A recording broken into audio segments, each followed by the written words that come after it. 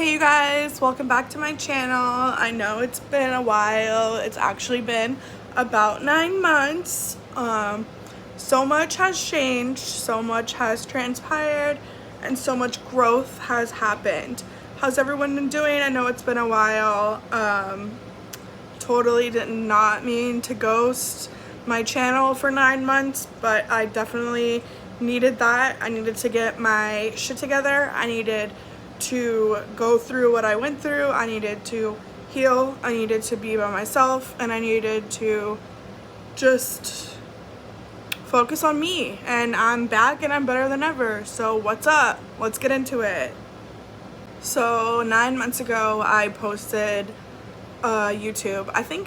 I'm pretty sure I posted one after that, but I actually ended up deleting it because YouTube community people reached out to me and they were like, are you okay?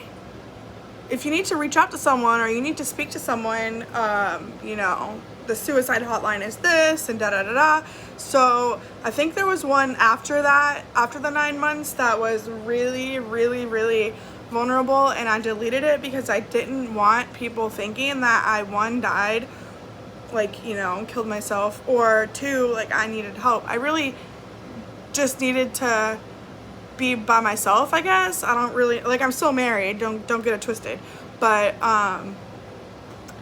yeah, so I deleted that one. No. Okay, so I made a list of things that I want to talk about. So yeah. 9-month update. What's happened? Let's just get into it. So 9 months ago was last November, and so November 2022, it was a really hard time in my life, personally, but also like professionally as well. Work was getting really bad at this time, and I was extremely overworked, and in fact we all were, and I was taking work home, and I was trying to be the best person I could be, knowing that I'm like failing, like, and it was really hard on me. So in that last video I posted, I'm pretty sure I shared that I was on medical leave. I took a leave of absence. It started in like September of last year, and it went until about Thanksgiving of last year. So September 22 to like end of November 22, I was out of work due to my depression and anxiety. I was in a really bad place. My world was really dark, and I really had plans that I was going to, you know, unalive myself. I am aware, so I was able to reach out to my doctor, and I was able to be like, yo, like, some not so cool stuff is happening, you know, like, some not so chill, like. And so I got put on medication, and I went back on meds, and as you've seen in previous videos, I was like, I'm off meds, I'm so much better, da da da da. Ultimately, when you're clinically depressed, it doesn't go away. Like, period. Depression's not gonna go away. There's just things and tools that you need in your life when you know, and you're like aware of yourself, and you're aware of like what's going on. You get these tools in place and you can stay alive. That sounds corny, but that's what works. And if medication is one of the things that works for you, then you use that as a tool to stay alive. Some people don't get it, and that's why you have to talk slow and make sure you understand. But okay, anyway, off on a tangent. Where was I going? So I got put back on medication, and I started feeling a lot better. I started sleeping at night, and everything was going great. I was like, I can go back to work, I can handle this. I got a therapist, I was doing all of the things, right? Like, you do all of the things, talk to your doctor, maybe talk to a psychiatrist, I have one of those too, and talk medication and be open and honest about all of the shit, and get a therapist, continue going to your appointments regularly. You know, it's not the height of COVID anymore, but now everything is so convenient on your phones. You don't even have to leave your house to have your appointment these days. You just log on to Zoom, or my doctor has an iPhone. She's like, just turn your FaceTime on, let me see you. And I'm like, perfect, this is great. Anyway, so I returned to work at the end of November. Can I talk? At the end of November, and everything is great, right? No. So I really was just overworked, and no place has any staff. So like, I don't even really want to complain about that, because everyone's overworked and no place has staff, especially here. Like, no one wants to work, everyone's lazy, everyone has their side hustles, which I'm gonna get into. I don't knock any side hustles. I'm all for making yourself rich, not making someone else rich, because fuck that. What the fuck am I doing this like peon work for peon change to make someone else rich? Like, nah, that's not my cup of tea. Anyway, so no one wants to work, everyone's understaffed. I definitely got off on my own right there again, damn it. Work was just really hard, and when you work somewhere like I used to work, in a group living environment with people who suffer from mental illness, they have severe mental illness, they have severe, childhood trauma, severe past, severe trauma, severe just stuff, and they're on these heavy duty medications that are for these like diagnoses. But sometimes I feel like people are either one, over medicated, or not medicated enough. It's just the whole medical world is a shit show, all types, on both parts, like behavioral health and like medical, like physical health. It's all a money pit and a shit show. And so work was really hard. I was feeling like we weren't getting the support that we needed, one, as clients, and two, as staff. And then a situation happened where I decided that my job was no longer safe for anyone, but especially for me. So I decided to leave, and I left in February of this year. So I left February 2023. So it's now September 2023. So it's been like 7 months since I've worked at this group living facility, at this group home, since I've worked with these women, since I've been in that environment where I was like in charge of 8 different women, and I had all different responsibilities and all different hats. And so that's been like a breath of fresh air. Like, my last day, I gave my 2-week notice like I should, because I really loved it there, and that was my dream job. So on my last day, I gave a 2-week notice, and I worked it, and my therapist was like, Matea, you don't have to go back there. Like, giving a 2-week notice is for them, so like they know. Like, if you're feeling unsafe, you're feeling unsupported, and you just don't want to go back, you do not have to. Like, and they will still give you a reference, like, because they're not allowed to say how you worked. They're only allowed to say like your qualities and stuff like that. Like, they can't get personal when it comes to giving a professional reference. So if you don't want to give your notice, they can't speak on that. That's not a requirement anymore. So I was like, oh dang, okay.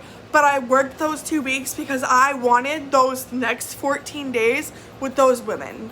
I loved those women and spending time with those women. You know, I spent like 40 to 45 hours a week with them.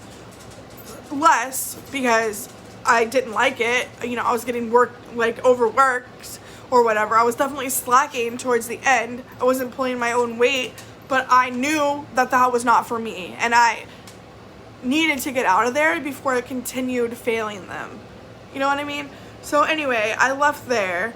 I was supposed to have my breast reduction surgery, was scheduled for April 5th, 2023. So my plan was, okay, my last day is like February 23rd. I'm gonna sit around like March, not really do anything, just kind of hang out, do side jobs or whatever, like Uber deliveries or whatever, if we needed the money. Luckily my husband can support us and has supported us, and will continue to support us, and I'm so fucking grateful for that, because not everyone has that, and I never had that. Ever had that.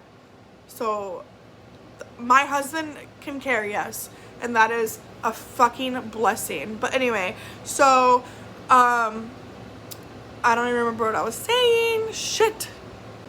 When it came time for my surgery date, I had a final consultation with my plastic surgeon, and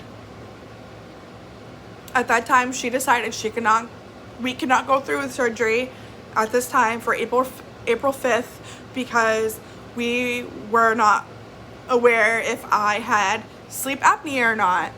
And I guess like if you have sleep apnea and you go under general anesthesia,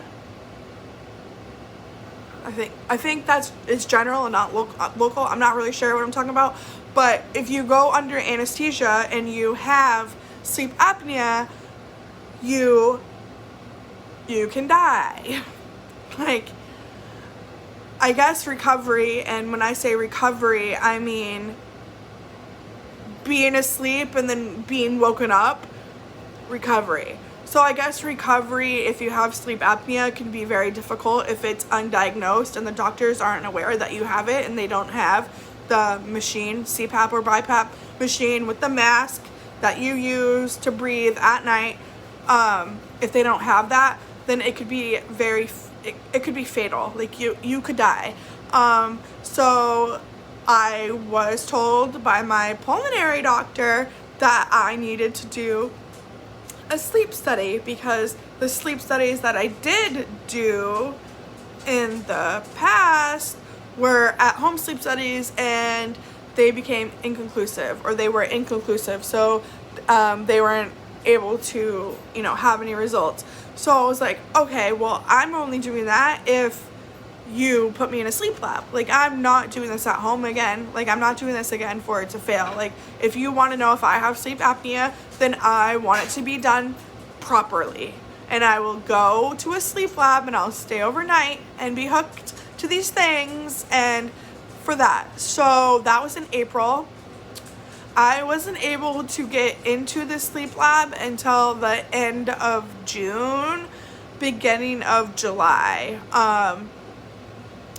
So I booked an appointment and I went and I did the sleep study overnight in a sleep lab, and I got hooked to all these wires, and I looked like a fucking science experiment. I literally had shit everywhere, and like they put this like paste that's like literally like toothpaste in your hair. Like, I could not wash that shit out for the life of me. I had to wash my hair literally like 5 or 6 times to get it out. It was like glued to my scalp. So it was not a fun time. It was definitely not chill, not fun. But I found out I have severe sleep apnea, and I was shocked, like beyond shocked. I was like, what? Huh?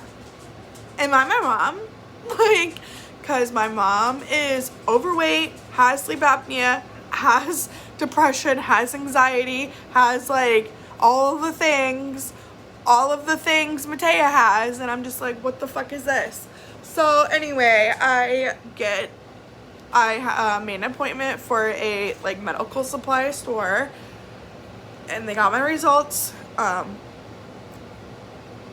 I found out that okay, so if you don't know what sleep apnea is, it's like where you stop breathing in your sleep, and stop breathing in your sleep actually causes a huge strain on your heart, which I didn't know. I'm not medical, so like I don't really know things about like your body anatomy and physiology. I don't know any of that. So when I found out that it was very severe and I stopped breathing a lot of times per hour, not even per night, per hour, I was scared, literally scared to death. And I was like, oh my gosh. And like, it's crazy because I was so scared of death. But a year ago, that's all I wanted. But anyway, so I'm told my results, and they're like, this is what type of machine you need, this is how it works. They have it was really nice. The woman was really nice. It was a good experience, although I was just like, what the fuck, I'm not wearing that. Like, I'm not wearing that fucking mask. I'm not putting that fucking mask on me. Like, I'm not doing that. Like, I'll take the machine and I'll take it, but I'm not doing that. I'm not complying. Like, my insurance can take it back because I'm not doing this. But anyway, so she's sitting just like me and you. She's sitting just like this, and we have a desk between us, and she goes like this to show me, and I'm like, holy cow, those are all the masks you have? There was like 6 lined up on a head mannequin, and I was like, oh my gosh, you have like all those masks? And she was like, yeah, go check them out, see which one you would think would be the best fit for you. And so I was like, at first I chose one that I think only went over, yes, only went over the nose. I chose like it was like triangle shape kind of, and it only went over the nose. I chose that, and we're talking about it, and we're like, she's like telling me about it and discussing it with me, and like educating me on how to use it. And I was like, oh, I'm sorry, not to cut you off, but I was like, I actually think I might want to change masks. And she was like, oh. And I was like, yeah, I think I might actually be a mouth breather. Turns out I am. So I chose a mask that goes over your nose and your mouth, so it's just right here. It's pretty small. I think I've had this machine now for not quite a month, maybe 3 weeks. So you wear it every night. To be compliant, you have to wear it for at least 4 hours a night, every night, with insurance, for insurance to keep paying for it or whatever. So I've been trying to wear it every night, but I don't really want to get into the nitty gritty of it. Like, yes, it is annoying. Yes, I fucking hate it. Yes, I wake up in the middle of the night and I'm like, is this thing fucking on? Like, I'll be waking up my husband like, is this thing fucking working? Is it on? Like, is it doing anything? Like, what the fuck? But to be honest, all of that is definitely worth 100% how I feel lately. Like 100 million times, 50 trillion% how I feel lately. Like, I have been so energetic. I have been so active. I have been in a great freaking mood. I've been in great spirits. I have been carefree. I have been all of the things that I haven't felt in a long ass time. And I actually cried one day telling my husband, I was like, you don't know how long it's been, like, since I've been like this happy, like truly happy. It's been so long. So yeah, if you think you have sleep apnea, if you snore, if you're overweight, definitely if you're overweight, because that's like the biggest thing, or anything like that. Even if your kid like is waking up in the night or not sleeping slightly, huskier than the other kids, they could have sleep apnea too. 1 in every 15 people have sleep apnea, which I did not know. It is very common, and it is very deadly if you go undiagnosed and untreated. So definitely beware of that. But yeah, next on my list, since I'm just rambling,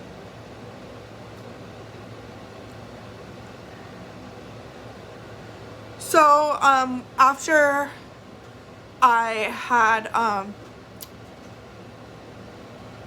after I was told that I couldn't have my surgery in April and that I needed to do all these things first, and my appointment for the sleep study wasn't until June or July, obviously I was like, damn, I need to get a job. So I went back to what I knew, and I went back to sales. I went back to Verizon, I went back to sales. And let me just tell you this right now. First of all, it was not what I was told. Like, definitely not. I was not making anywhere near the money what people told me I would be making. I'm like, you would damn lie. Like, you fucking lying. Anyway, everyone's like, money's there, the money is there, like, you just gotta hustle, you just gotta blah blah blah. No, not where I was. But anyway, so I got up out of there. Like, as quickly as I got that job, I fucking left. So now I finally, this is my first week, my new career, and I love it. I love it. I cannot even explain what I do because it's my first week. I have no idea. I have no idea what I'm doing, but it is amazing. The company is so great to me. It's my first week, and I started on Staff Appreciation Week, and I never worked for a company that had Staff Appreciation Week. I always got pizza parties or some dumb shit. Like, woo! Almost kicked over my ring light. Whoops. But yeah, so we get breakfast, we have catered lunches, we get like swag.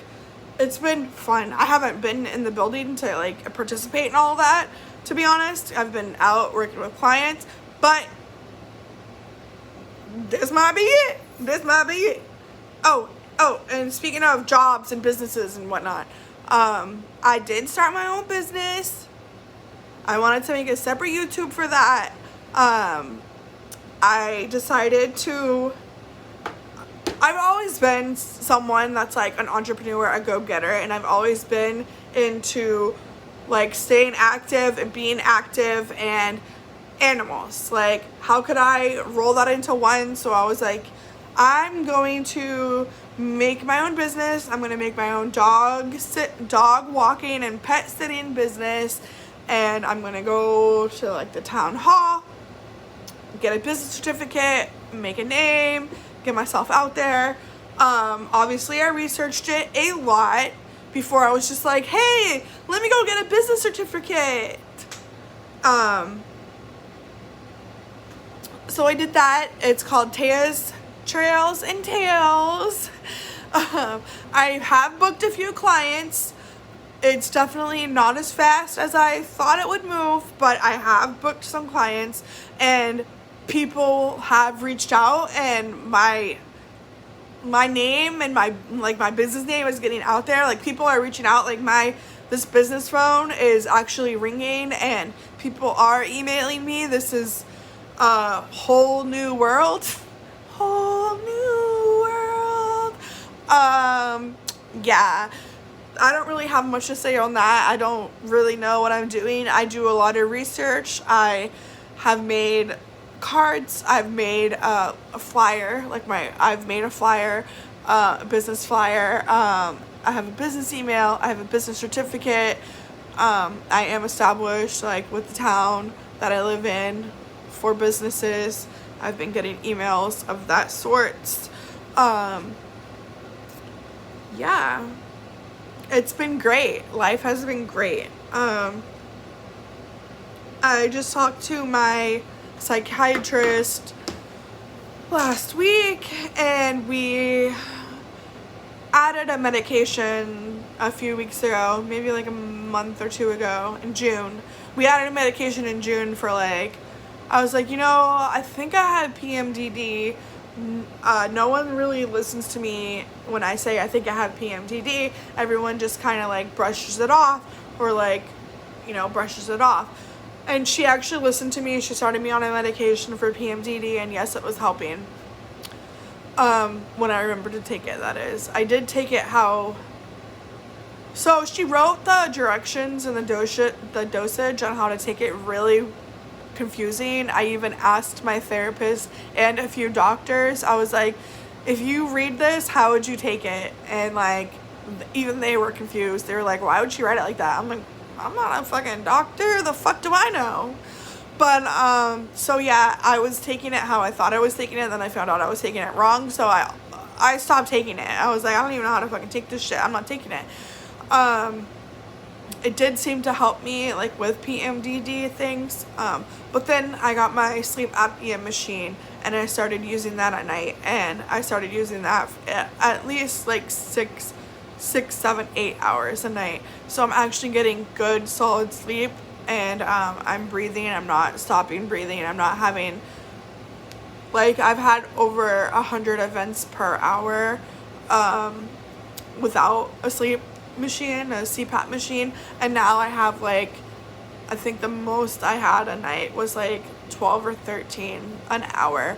So I'm going from over 130 to like 12 or sometimes even less. Like sometimes I'll wear the machine for like 8 hours, and I'll have like 6 events per hour, which is fucking nothing. So I'm actually getting sleep. I'm actually breathing.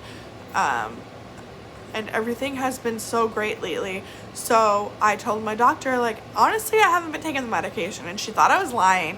And we just kept the conversation going. And then she said, she was like, a lot of the times my clients say they're not really taking the medication when they are. And I was like, oh, I can tell you right now I'm not. Like, the bottle's completely full. Like, I'm not taking it. And she was like, oh, well, then we could just cut that out. And I was like, yeah, I would like to discontinue that completely. And then she was discussing maybe coming down on my antidepressants, and I am totally with that movement.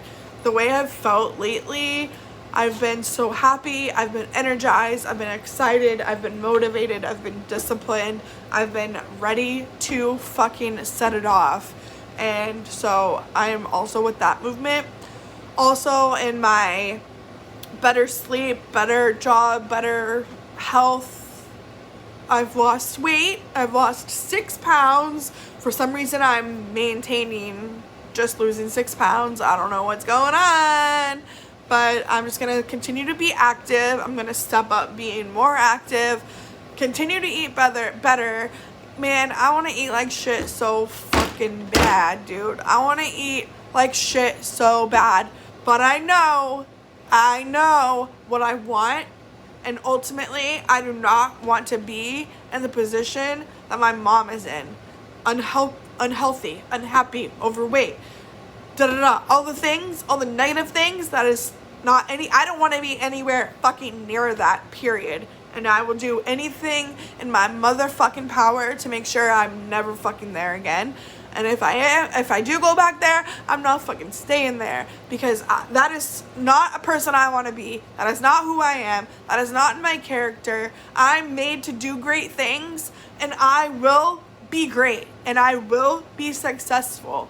So I'm making this video to update everyone, to let everyone know that if you're having a rough time like I was 9 months ago, and you really are thinking that unaliving yourself is worth it, I can promise you it's not. Because even though it's really freaking bad and you can't see the light, it does get better. 150 million fucking % it gets better. It gets better. You just have to stay disciplined, stay determined to what you want, and stay on it. Just keep on swimming. I leave you with that. Peace, love, and chicken grease.